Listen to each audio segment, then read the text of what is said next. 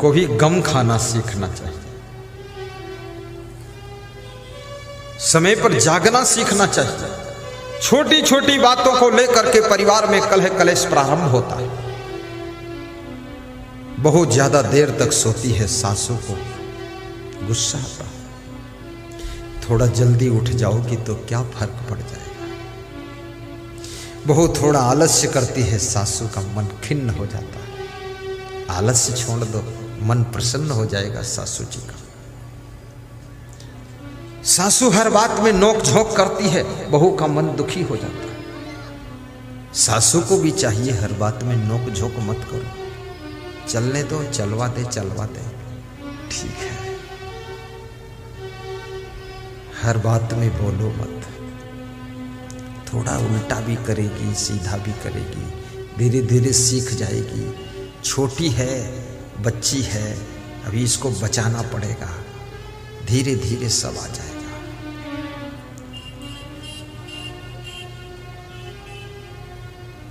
गम खाना सीखो। हर सासू को अपनी बहू की भी गम खा लेना चाहिए। उसकी जिंदगी में ज्यादा इंटरफेयर मत करो, प्रसन्न रहो। तुम्हें एक कहानी सुना रहा था, सासू होने का अहंकार। आहा, एक साधु भिक्षा मांग रहा था, ये बात बताया था ना, छूट गई कहानी में, सुना देता नहीं चूक जाऊंगा। साधु किसी गृहस्थ के द्वार पर भिक्षा लेने गए। सासू घर में नहीं थी, बहू थी। बहू से भिक्षा मांगा। बहू ने कहा, बाबा थोड़ा रुको, मैं घर के अंदर से आती हूं। तो साधु ने सोचा घर के अंदर जा रही है, कुछ लेकर आएगी। घर के अंदर से जब आई 5 मिनट के बाद, तो उस बहू ने कहा, बाबा हमारे घर में भिक्षा नहीं मिलेगी आपको, जाओ बाबा, यहां कुछ नहीं मिलेगा। तो साधु मुस्कुराता हुआ चल देता है, हंसता हुआ। जो नहीं देता है ना, उसके लिए भी साधु हंस देता है। ठीक है, भिखारी भी हंस देता है जो नहीं देता है। जो देता है उसके लिए भिखारी मुस्कुरा देता है, ना देने वाले के लिए हंस देता है। एक भिखारी से किसी ने पूछा कि जिसने दिया उसके लिए तूने मुस्कुरा दिया, और जिसने नहीं दिया उसके लिए तूने हंस दिया, तो ये क्या बात? तो उसने कहा, मुस्कुरा इसलिए दिया देने वाले के लिए कि अगले जन्म में भी ये दाता बनकर पैदा होगा, बड़ा धनवान बनकर पैदा होगा। बोले जिसने नहीं दिया तो हंसा क्यों? बोले हंसी इसलिए आई, अगले जन्म में ये भी भिखमंगा बनेगा तो हमारे साथ में ही रहेगा ये, इसलिए हंसी आ गई। कि इस कंजूस को पता नहीं है कि ये धन दौलत क्या साथ में लेकर जाओगे। कितने लोग अपने कुटुंब के मोह में इतना पड़ जाते हैं कि 1 रुपया दान नहीं कर पाते। सब कमा कमा कर ढेर लगाते रहते हैं, बेटों के लिए और बेटों के बेटों के लिए, 7 पीढ़ी के लिए रख देते हैं। उनको पता है 7 पीढ़ी अंधे और कोढ़ी पैदा हो, कुछ कर नहीं पाएंगे, कोढ़ियों के लिए इंतजाम कर रहे हैं। अरे ये 7 पीढ़ी के लिए धन मत रख, चाहे राजनीति करो चाहे कुछ करो, लेकिन इतना धन जमा करने की जरूरत नहीं है। आप अपने बेटे को अगर सुखी बनाना चाहते हो, सम्माननीय जिंदगी जीने की कला सिखाना चाहते हो, और बेटे का प्रभाव बढ़ाना चाहते हो, बेटे को सुंदर संस्कार दे दीजिए, बेटे को ज्ञान दे दीजिए, और बेटे को सद्बुद्धि दे दीजिए, और बेटे को जिंदगी में चरित्र से रहना सिखा दीजिए। आपका बेटा मिट्टी छुएगा तो सोना बन जाएगा, आपका बेटा महान बनकर के जिंदगी जिएगा। ये बेटा के लिए चुट्टा बन रहे तुम। अब बेटा उस पैसे से शराब पी रहा है। एक मिनिस्टर मुझको मिले तो बोले हमारे घर में सब ठीक है लेकिन बेटा नहीं ठीक है। तो हमने कहा बेटा क्या करता है? बोले बस ऐसे ही है सब मामला। तो हमने कहा कमा के तो दे ही दिया है, मर जाओगे तो भी वो जिंदा रहेगा, खाएगा पिएगा। बोले अरे बहुत दुर्गुणी है, तो धन इतना क्यों दे रहे हो उसको? बच्चों से मैं कहूंगा, छोटे छोटे बच्चे जो बैठे हैं, सब बच्चे बेटी हो या बेटा हो, पोती हो या पोता हो, एक छोटा सा दान पात्र बनाइए, छोटा सा डिब्बा गुल्लक बनाइए। और अगर कभी माँ बाप तुमको पैसा देते हैं, नानी नाना पैसा देते हैं, तो गुल्लक में बचत करके रखिए और 3-4 साल के बाद वो पैसा फोड़ कर निकालिए।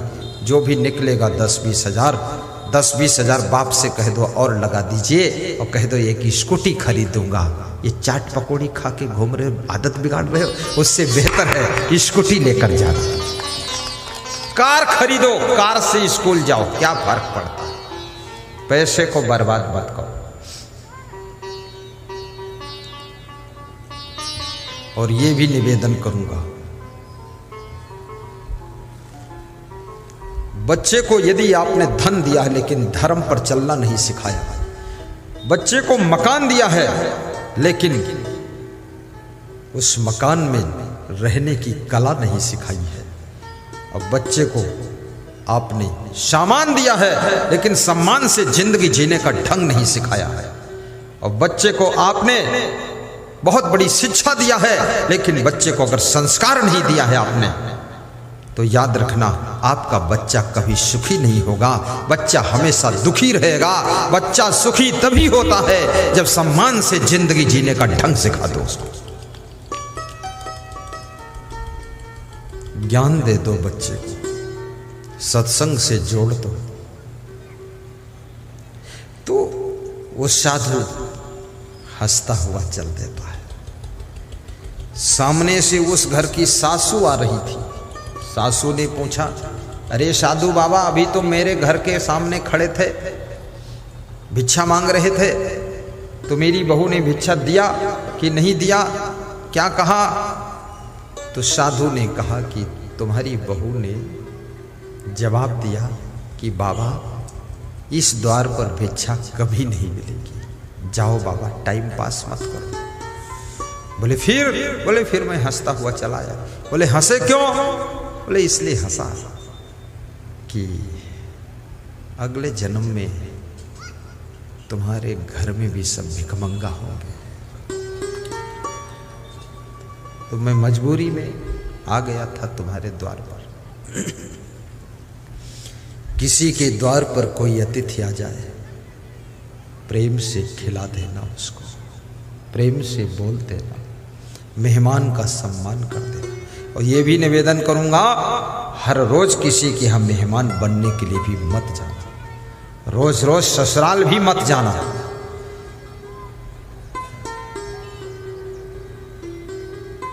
एक दिन मेहमान होता है, 2 दिन मेहमान रहे तो मेहमान रहमान होता है, और फिर हर रोज मेहमान आ जाए तो मेहमान ना मेहमान है ना रहमान है, फिर वो मेहमान बेईमान होता है।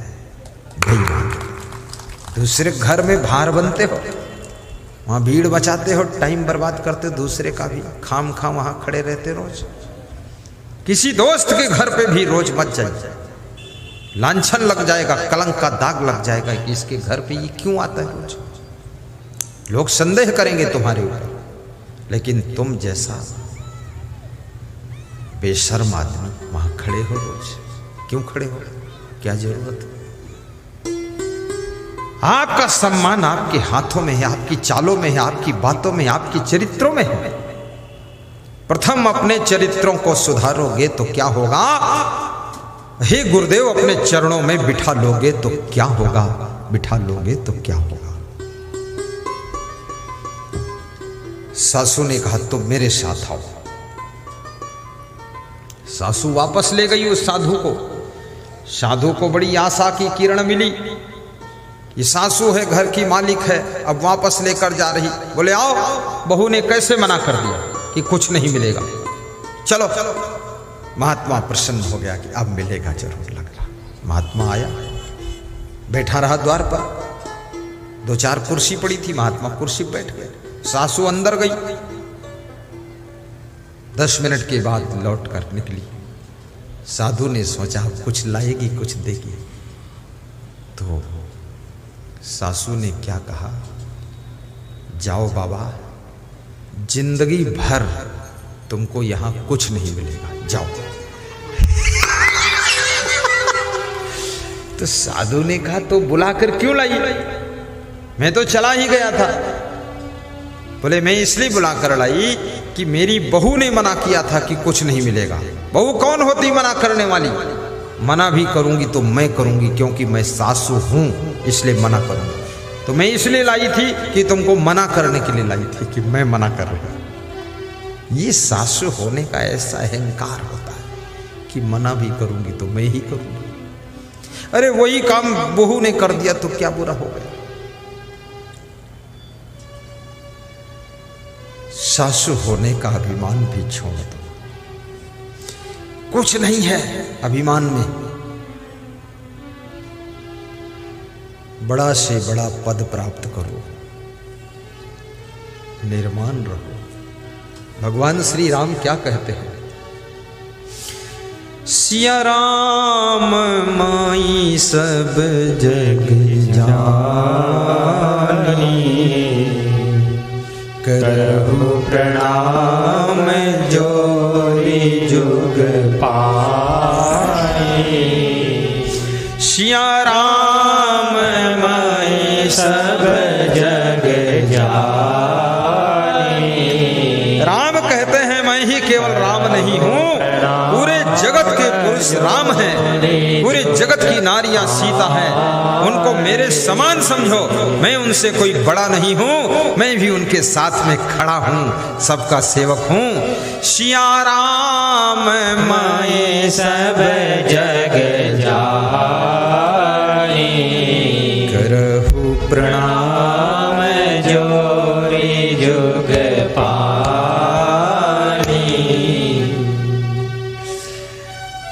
सतुई सब मोह मैं जग देखे, मोते अधिक संत करि लेखे। सतुई सब मोह मैं जग देखे, मोते अधिक संत करि लेखे। कितनी सुंदर चौपाई है। माता सबरी को भगवान श्री राम सात्विक भक्ति में समझाते हैं कि सारे जगत के नर नारियों को मेरे समान देखना, और यदि कहीं महान संत मिल जाए तो उनको मुझसे भी बड़ा देखना। संत को कितनी ऊंचाई